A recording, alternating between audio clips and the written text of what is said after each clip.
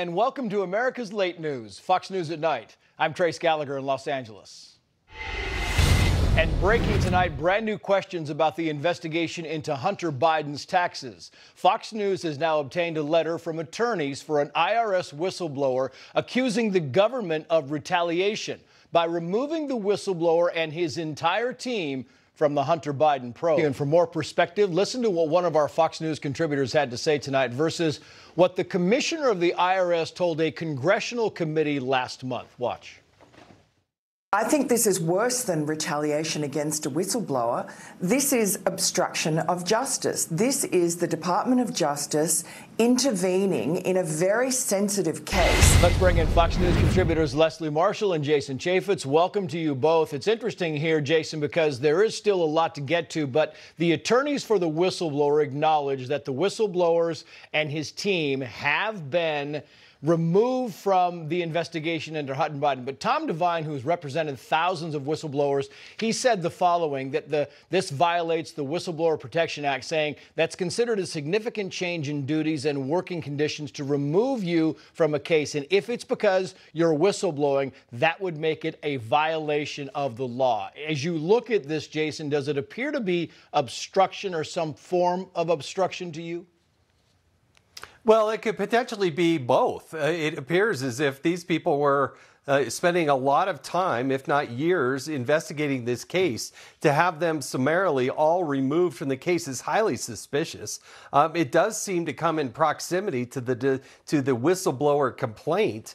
It can be an obstruction of justice. It's also highly unusual that the Department of Justice would make the claim or make the request of the IRS to remove the agents. Usually that's the purview of the IRS, not the Department of Justice. So highly suspicious. We know that there's an investigation because Hunter Biden has paid $1 million and admitted there's an investigation. So why are the agents suddenly taken off the case? Yeah, it's a very good point. And I want to just play this for Leslie, because here's what the Democrats said about whistleblower protection back in 2019. Whistleblowers play an important role in our government in revealing wrongdoing that they see. I've been an important part of writing bills to protect whistleblowers. So 2019, whistleblowers are really important, and now suddenly they're not for the Democrats. I'm a Democrat, and I think whistleblowers are important, and I haven't heard anybody from my party saying otherwise. But what also those protections talk about, and I quote, it also may be necessary to preserve objectivity of the investigation and the alleged witness. So sometimes you're actually further protecting the whistleblower or people on that team. You know, look, you want this investigation, whether it's Hunter Biden or not, and I know the GOP just loves to hate on Hunter Biden, but regardless of who it is, you want the investigation to be pure. You want the investigation to be seamless. And I think some people could say it could be a conflict of interest when somebody, puts this information forth and then they're part of the investigation. To me, that is problematic. And to me, that wouldn't be a clean investigation. But the DOJ should come out and explain exactly what's happening with the whistleblower and find out what the status is. And so far, that has not happened. I want to move on because here's Bill Barr talking about the big lie when it comes to this John Durham report.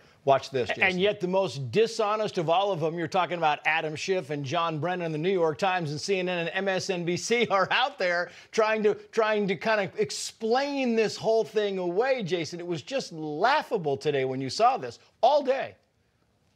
You have the Durham report, you have the Mueller report, you have the Inspector General issuing over 1,000 pages. There are major systemic problems at the Federal Bureau of Investigation. I don't buy that they've made the changes. They summarily affected an election. They went after Donald Trump. They got what they wanted in a media narrative that went after the guy for years and created the impression. It affected the outcome of that election. And shame on these people. I believe somebody should have been prosecuted.